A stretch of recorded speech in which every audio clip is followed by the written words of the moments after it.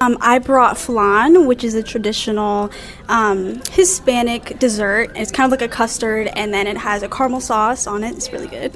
And then I also brought a drink called Malta Goya.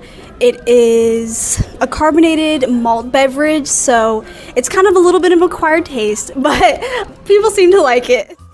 We started off with masala chai and nashto, which is just like little fried dough pieces. We also had samosas with the tamarind sauce, which is called chutney. And then there was butter chicken with naan. And we also had a cookie sampler and a dessert, which is mithai, which translates to sweets in Hindi. And we also had that as a sampler.